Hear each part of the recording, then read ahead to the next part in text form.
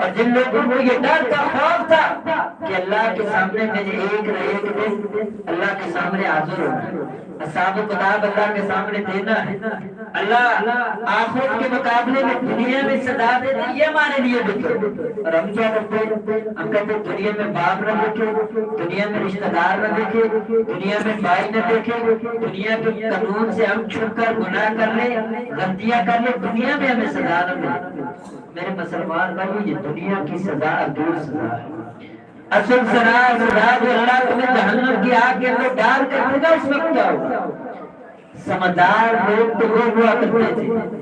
جن سے جب گناہ ہوتا تھا غلطی سزا تو دی تھی، اللہ کے محبوب پیغمبر کے پاس آتے اللہ کے محبوب پیغمبر آپ گناہ سے ہمیں پاک کرتے، توجہ کرے آپ اللہ کے محبوب پیغمبر یہ غلطی خطا ہو گئی، آپ ہمیں گناہوں سے پاک کرتے۔ اسی طرح حضرت عمران بن حسین روایت کرتے ہیں کہ ایک جہینہ قبیلے کی عورت زنا کر بیٹھتی ہے، بدکاری کر بیٹھتی ہے، گناہ ہو گیا، چاہتی تو وہ چھپا سکتی تھی، کہتی اگر لوگوں کو پتہ لگے گا لوگ بتانے دیں گے بدکار ہے زناکار ہے، لیکن اس کے دل کے اندر اللہ کا ڈر اور خوف آیا۔ اس نے کہا کہ دنیا کے اندر میں بچ گئی لوگوں کی نظروں سے، اللہ کے محبوب پیغمبر نے مجھے سزا نہیں دی، کل قیامت کے دن اللہ کے سامنے کون سا چیز الگ کر کے اب جہینہ قبیلے کی عورت اللہ کے محبوب پیغمبر علیہ السلام کے پاس آتی ہے، آ کر کے کہنے لگی اللہ کے محبوب پیغمبر جی میں نے گناہ کر لیا، میں نے زنا کر لیا۔ اللہ کے محبوب پیغمبر نے اسے حاملہ بھی ہو گئی، میرے پیٹ کے اندر بچہ ہے، اللہ کے محبوب پیغمبر آپ مجھے پاک کر دیجئے۔ نبی پاک صلی اللہ علیہ وسلم نے فرمایا بی بی چلی جا، تیرا تو قصور ہے لیکن تیرے بدن میں جو بچہ ہے اس کا تو کوئی قصور نہیں، جا جا کر کے بچے کو جنم دے دے، جب یہ بچہ دنیا میں آ جائے دوبارہ میری محفل میں آ جانا۔ اب اس عورت کا بچہ جب تک پورے ہوئے جنم دیا بچے کو، اب اللہ کے محبوب پیغمبر کے پاس دوبارہ آ جاتی ہے، اللہ کے محبوب پیغمبر کہیں مجھے موت زندہ میں نہ آ جائے، اللہ کے محبوب پیغمبر جلدی کرے مجھے پاک کر دیجئے۔ نبی پاک صلی اللہ علیہ وسلم نے فرمایا میرے صحابہ اس عورت کو ایک درے کے اندر ڈال کر پتھر مار مار کر کے رجم کر دو۔ اب اس عورت کو پتھر مار مار کر کے رجم کر دیا گیا۔ اب اس عورت کو دنیا سے چلی گئی، ہلاک ہو گئی۔ اللہ کے محبوب پیغمبر علیہ السلام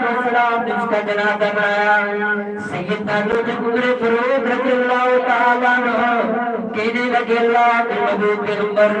یہ تو زناکار عورت تھی، بدکار عورت تھی، اللہ کے محبوب پیغمبر آپ نے اس کا کیوں جنازہ بنایا؟ نبی پاک صلی اللہ علیہ وسلم نے فرمایا او عمر اس عورت نے ایسی اپنی غلطی کی، ایسی سزا دنیا کے اندر پائی، ایسی توبہ اس عورت نے کی ہے، اگر مدینے کے 70,000 لوگوں میں اس کی توبہ کو تقسیم کیا جائے ان کے لیے بھی کافی ہو جائے۔ میرے مسلمان بھائیوں جن لوگوں کے دلوں میں اگر گناہ کرنے کے بعد گناہ ہو جاتا ہے لیکن گناہ کرنے کے بعد اگر خوف آ جائے ڈر آ جائے اللہ کا، وہ کہتے ہیں دنیا کے اندر ہم سزا پالے، دنیا کے اندر سزا مل جائے، چاہتی اور چھپا لیتی کہ لوگ بتانا دیں گے اللہ کے محبوب پیغمبر میں جاؤں گی مجھے پتھر مار مار کر کے رجم کر دیا جائے گا، لیکن اس نے یہ نہیں سوچا نہ دنیا کی سزا کا نہ دنیا کی عزت کا، اس نے کہا دنیا میں مت جاؤ لیکن کل اللہ کے دربار میں کون سا منہ رکھ کر کے جو۔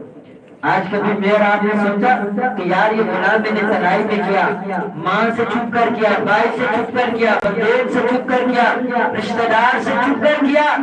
کسی کو پتا نہیں یار، اگر پتا کسی کو نہیں اللہ نے عیبوں کے اوپر پردہ ڈالا ہے، اللہ کے سامنے رو کر اس رمضان میں معافی تو مانگ کہ اللہ یہ گناہ میں نے کیا تھا، اللہ صرف ایک تو دیکھتا تھا، اللہ ایک مجھے پتا ہے،